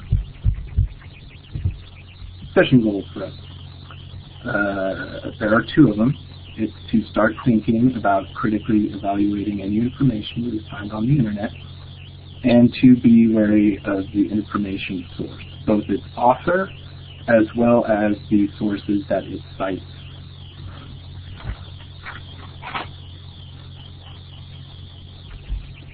So for starters, I would like to give you my definition of reliable information, and that is information which is clearly cites its sources or information from a person or entity that I trust. Just because a source cites where it's getting its information from doesn't intrinsically make it reliable, but the fact that I can go back and fact check it by checking the sources that they're cited makes it more believable to me, and then I can actually test it out for sure. Then information sources that you trust, you will develop these as you continue to evaluate information you find on the internet. For example, I believe most everything I will read that is either from the New York Times, the Encyclopedia Britannica, or SureYouCan.com. Now, one thing about reliable information is that it is going to be subjective. Some people prefer to get their news from FoxNews.com. Some people prefer to get it from the Huffington Post. Neither of these are intrinsically wrong. It's just your personal preference. I like the New York Times because over the period that I've been reading them, They tend to have very reliable information, and when they print something that is turns out to be false, they're very quick to redact it or print a retraction.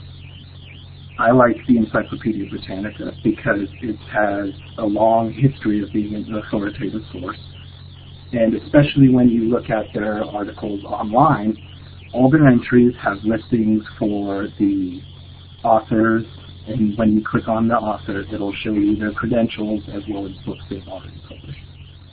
SureYouCan.com is kind of a specialized source of information. If you don't play fighting games or don't follow Street Fighter, you probably haven't heard of it. But it's a great example of peer review. The information people put on this website usually entails something related to a fighting game. And because they post the information on a publicly available forum, people are able to evaluate it and make sure that it's true or false depending on their own personal tests.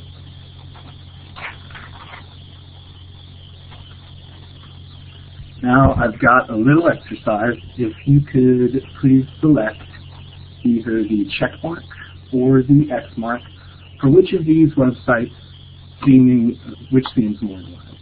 This is based entirely off of their URL. You won't actually get to see them until after you've made your choice. I'll give you guys a moment. Okay, we got a couple checks. A lot of checks. Ooh, an X. Okay. Good checks. Some more X's. All right. So why don't we actually take some time and look over these two websites. So here is the homepage of martinlutherking.org. I'm going to stop talking for a minute and let you look over this. And does anything seem a little fishy about this website? If you would like to either raise your hand and type into the chat box or grab the mic, see if anything starts to kind of, rap lyrics, that's one. Why the King holiday should be repealed is another one, because Dr. King died well before rap started to take off in the popular lexicon. Kwanzaa, also a very suspicious thing to have on a website about Dr. King. He was a Christian. The images in the bottom, yeah, those look a little weird. Download flyers for school, also very odd. So you guys are picking up on a lot of weird things that are on this particular website. And so if something seems a little fishy about this website, that's because it is. The martinlutherking.org domain is owned by Stormfront. And here you can see Stormfront's homepage. They're a white power group. And as you can see here, they're a community of white nationalists. I didn't let you guys see the actual web page and instead took images of the web pages because I figured if I couldn't crop out the hosted by Stormfront, some people might actually know what I was playing at before I actually got there. And I preferred to make it a surprise because I didn't know this when I was a younger man and was looking for information on Dr. King. This was not the most reliable website to go to. So according to the Anti-Defamation League, Stormfront's history started in 1995. Former Knights of the Ku Klux Klan leader Don Black established Stormfront, the first white supremacist site on the World Wide Web. So I got this quote from a report titled Hate on the World Wide Web, and it was available on the ADL website. Here's their homepage. They are a non-profit entity that has been striving for an end to discrimination. They recently celebrated their centennial, as you can see, and President Obama actually sent them a congratulatory YouTube video, which you can see online. Now that we've thoroughly examined the first website, why don't we go take a peek at the second? So here we have Wikipedia's entry on Dr. Martin Luther King Jr. Wikipedia has been a somewhat loaded topic among school faculty and students. Some people hate it, some people love it. I tend to call the lovers of Wikipedia Wikipediaphiles, but I should probably stop doing that. So I would want you to look at this screen cap from the article and see if you can notice any things that are different from martinlutherking.org, the previous website we saw. No ads, excuse me. No warning banners. The footnote reference, thank you, Michelle, that is a big one. Shannon as well. Hyperlinks, yeah, a lot of hyperlinks. It's good to talk about citations. So you guys got what I was playing at. They are citing the sources of the information you get.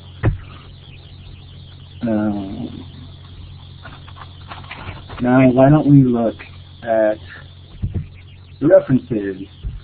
So it came out really small, but I tried to put together a screen cap of most of the references from the Martin Luther King Jr.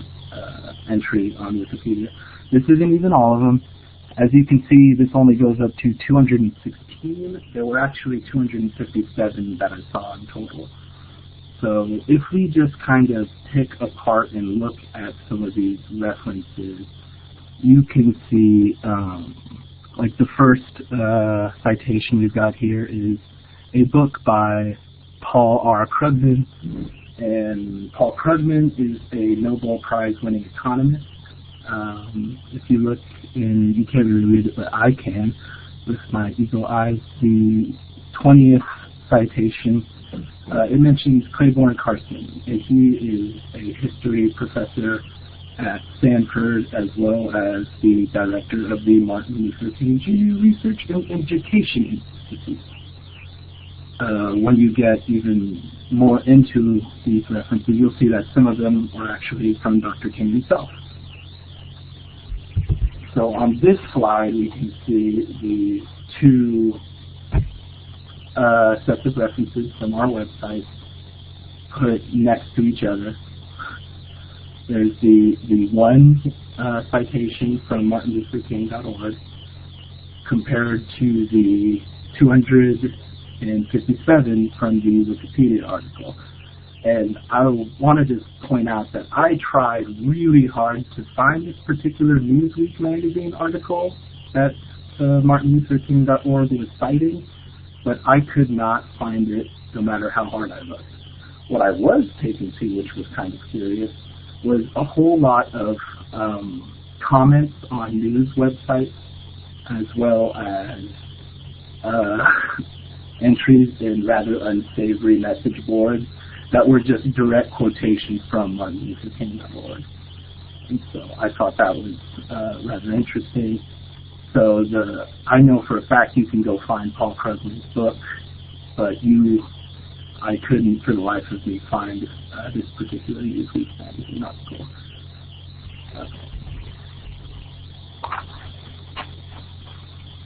Next, I would like to quickly cover authorial bias. My definition of this concept is an author's predisposition reflected in what they write. This is basically a fancy way of saying to watch out for an author's underlying motives. An example of this that I have seen rather recently was an editorial in USA Today written by Wayne LaPierre. It was about why mandatory background checks for gun control isn't a good form of gun control and it should not be instituted. And in it, he stated that it was because criminals will break the law, so why would you enact a law that would only hurt the law-abiding citizens who are just trying to exercise their Second Amendment rights? For those of you who don't know, Wayne LaPierre is the CEO of the National Rifle Association, and so he might have an ulterior motive for getting you to believe the concepts he's teaching you to be facts.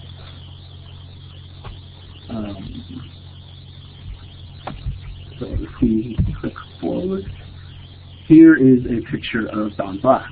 He is the founder of stormfront.org. I got this from their website. And now I want to pose a question to you guys. Why would Don Black want to own a domain about Dr. Martin Luther King Jr.? You can type something in the message box.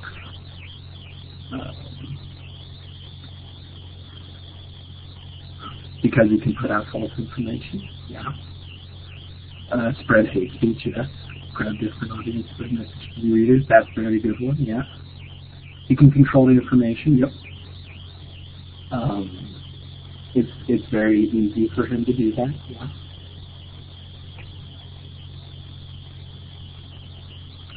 And deceiving people, that's a big part of what I believe Stormfront's agenda to be with owning MartinLutherKing.org.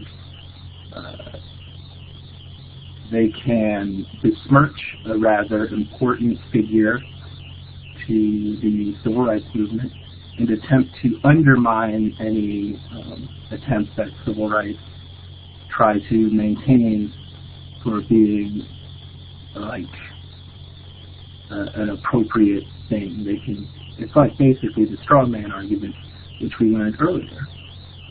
And yes, prevent legitimate organizations from using the URL as well. That was just a little exercise. And so, in conclusion, I would want to remind you to always be skeptical of information you find online and be wary of the owners of the domains, the authors, and the groups that host them of their ulterior motives. And just because I wouldn't want to deny any of you the ability to fact check me, here are the references for the sources I cited in this particular presentation. Go ahead and take a quick look through these. There's one thing I talked about rather in depth, rather two things now, that I didn't actually cite. Can anybody just quickly type what those were?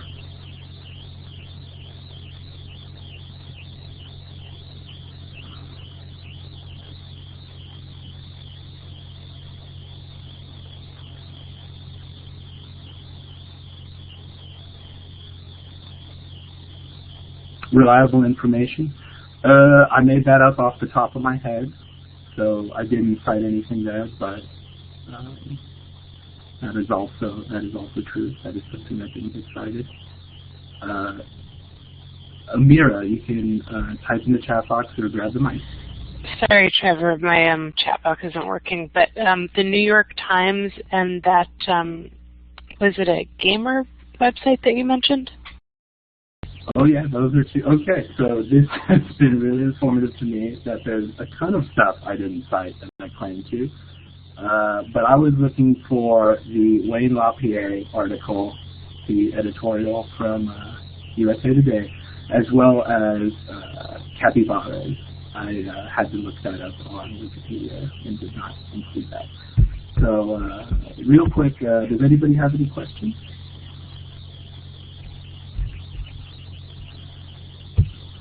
No? Okay. Well, thank you so much for listening to my little spiel. And here's my contact info in case you come up with anything later. Great, thank you so much.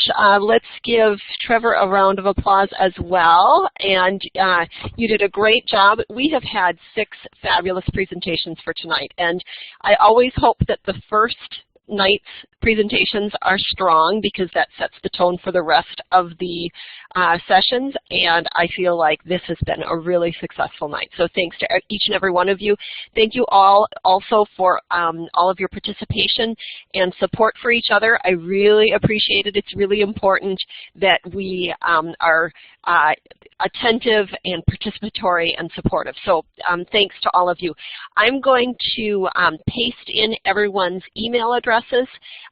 These are the email addresses that I use for all of these people.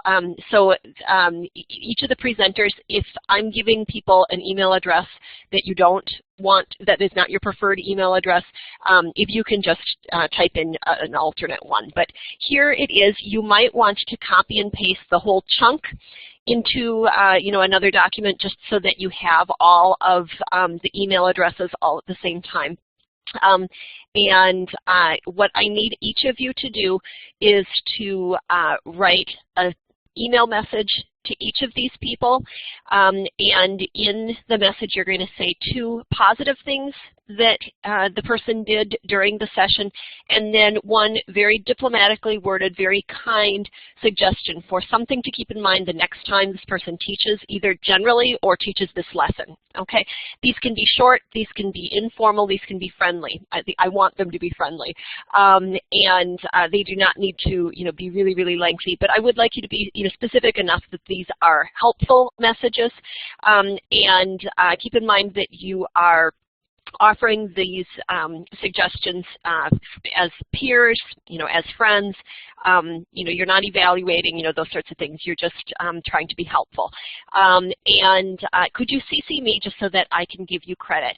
As you perhaps recall, in the grade book, there's like a discussion grade for feedback messages. That's where these are going to be going. So initially, I'll just put them into a Google Doc, and at some point, I'll send it out to you to make sure that I have caught everybody. I'm just going to have a little chart where I have an X for each of the feedback messages I've gotten. And if I've missed one, because you could imagine if I have 60 students in my 2 classes, or maybe I have few fewer than that. I guess it's 50-some students in my two classes, and every person is sending out 10 messages. I'm getting a lot of messages from all of you, so it's possible that I will overlook one, and if that's the case, if you can just kindly let me know, and then I will of course give you credit. So please CC me on these messages. I don't have a strict due date, but I think waiting a week is too long.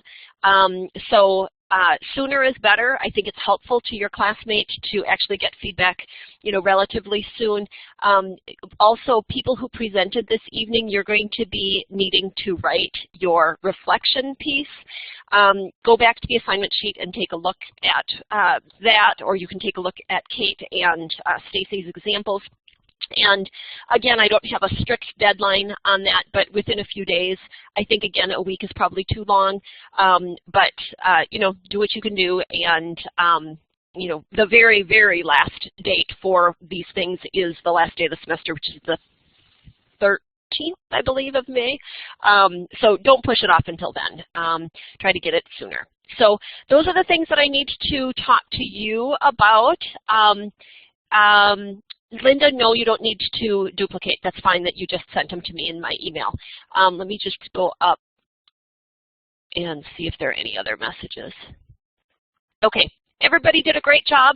I don't want to hold you here any longer. I know that it is after midnight for many people and other strange times of the day for other people. So thanks to all of you for being here. An extra special thank you to Jamie for doing a great job putting out a few little fires here and there.